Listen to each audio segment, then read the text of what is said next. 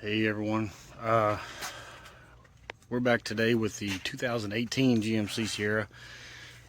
We have front brakes that sound like they have gravel in them, so we're going to try to see what's going on with that. I've got new pads for it. We're going to fix them. I'm going to show you how to do it, and we're going to do it the proper way with lubricating parts the way they're supposed to be done. I'm going to show you how to do it here at home, because this is how most people are going to have to do this. They're going to do this with the simplest of tools, and I'm going to walk you through that. First things first, we get the car jacked up, get the truck jacked up. Underneath here, also, something we really are going to have to make sure we do is use our jack stands. It's so stupid to get underneath the car without jack stands.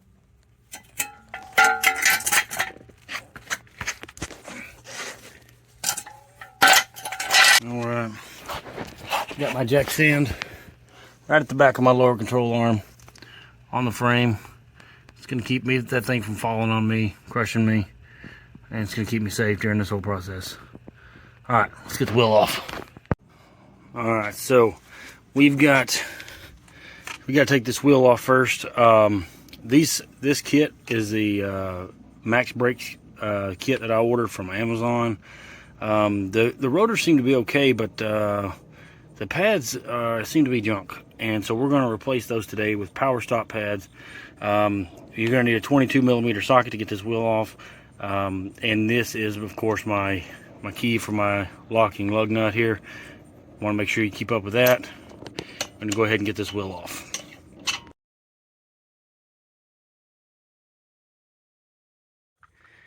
Alright, so your Silverado, Sierra, Suburban, Tahoes, Yukons, whatever, should look very similar to this. Now, what we're going to want to do, since we're only taking the caliper out to replace the pads, we're only going to take this bolt loose and this bolt loose. And that's going to be a 19mm. I've already broke these loose. They wasn't that loose. Going to go ahead and spin these out.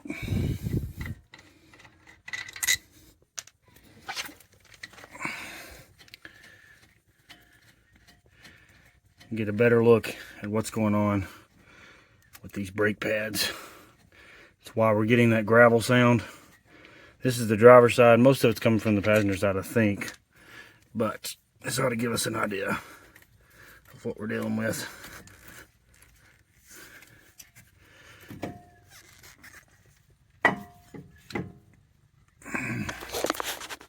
All right, and there's our problem right here. These brake pads are junk. So I have a video kind of bragging about these things when I first put them on, because they did really well, but as you can see, that thing's gone. Yeah, I'm going to take these off the rest of the way and I'll be right back. Alright, so here's what we're taking off. These are the Max Brakes pads. These have not been on there no time at all, and they are shot. Now, what we're replacing with, powerstop Extremes. These are a much better product. I want you to see just how much pad is gone off of these old ones. That's what we got left. This has been on there less than a year, guys. Do not buy these. Alright. Get these out, get them cleaned up. It comes with all new hardware. We're going to change out these brackets, get rid of this rusty crap that they sent me last time. I'll throw those away. We're going to get the new ones out, get them put on. Alright, we got our new hardware mounted in here. These should just snap right up into place. Shouldn't be that hard to replace these. If you have to with your old ones, you may have to use a pair of pliers or something to pop them off, but you're throwing them away anyway, so it doesn't really matter. Brake pads, common mistake of trying to put this one here. This pad goes in the back. Look at the squealer. That's your little warning tab. That's going to cause it to start squeaking whenever the pads get wore down. That goes on the back side. Right here. Goes on here like this. So what we're going to do is a little trick to help reduce noise. And put grease on the back of your pad, not on the friction side, on the contact side for your caliper.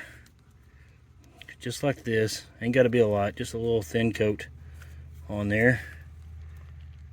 You're going to do that to both sides, just like so.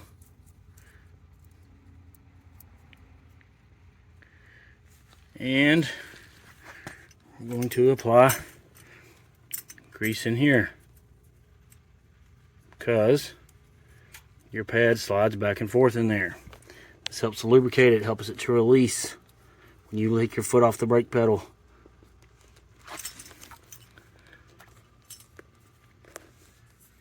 Put your grease in here, don't get it on the disc.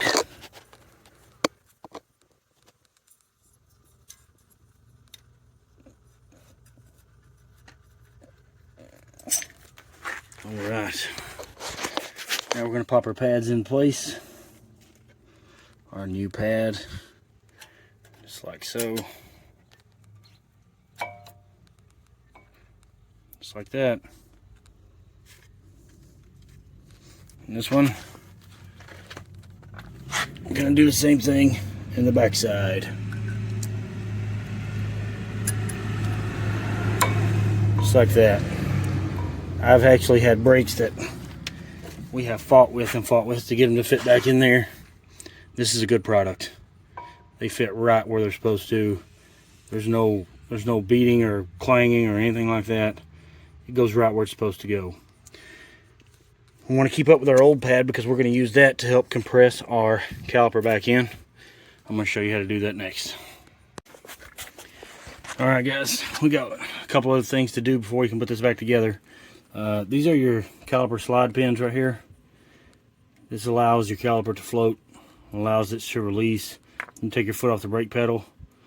These things have grease on them. You see that this one still has grease on it. From where I did this not that long ago, this is still working just like it should, but I've got it apart, so I'm going to clean them and re-grease them. Get it in focus here. Because we don't want to put it back together whenever we could easily service it right now.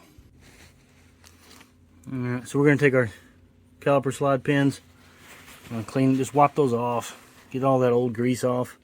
Should be pretty easy to wipe down. If it's not, you can always use some brake clean. You should eat that stuff right off. You have a clean pin to be able to apply grease to. We're just going to want to recoat this guy with some fresh grease. A lot of people, for some reason, don't think this is an important process, but these things get very hot. All these brake components get hot. The grease breaks down. Even with this special grease like this, it still breaks down. And so, it's just kind of, well, it's just lazy not to do all of it while you got it apart. This could save you a lot of headache down the road. Make sure you grease the parts the way you're supposed to be.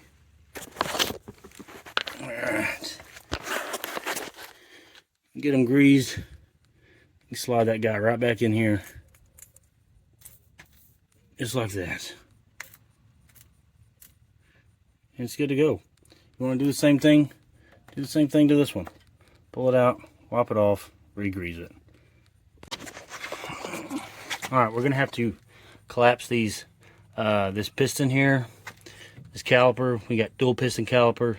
I've already collapsed these. Sorry about that. Something happened with the camera. I didn't get that part recorded, but I just used my handy dandy C-clamp because I know that's a tool that most of you are going to have, and that's what we use to roll them back in with. You just use one of your old pads. You want to keep that. Use that to press against. Push them evenly back in. You turn it slow, give it time for the fluid to go back. It's got to go all the way back to the master cylinder. So, you got to just give it time to feed back in there. Just crank the clamp slow. Shouldn't have any issues with that. Once this is all back, we can now put our caliper back on. It should be pretty simple. Also, make sure you rotate this the right way from how you took it off. That way your line is not in a twist. All of it should go back into place. Fairly simple.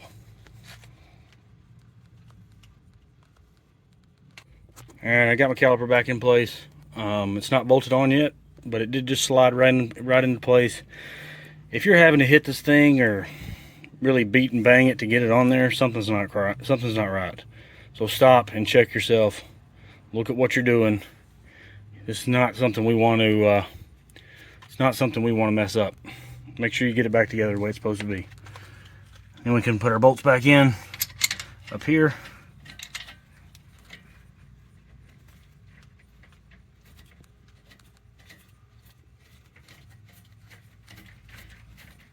If your slide pin tries to twist on you, there's flats on it right here that you can put a wrench on to hold it as you're running this bolt in. Most of the time it will hold itself in place, but every once in a while it spins.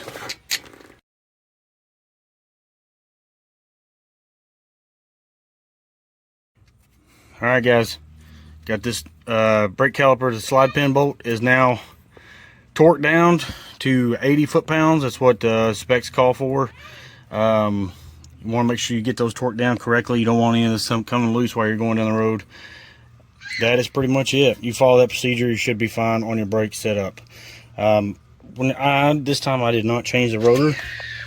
We want to make sure that our rotor is not damaged. My rotor still looks good, so I'm not going to do anything with it this time. But if you have grooves or anything like that, you want to get it turned or replaced. I recommend just replacing them.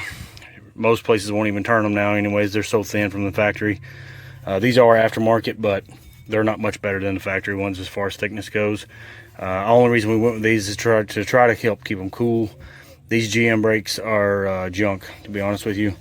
I really like this truck, but GM really cut corners with brakes, and these things overheat way too easy, and they just burn themselves up. All right, hopefully this has been some help. You can like and subscribe. We are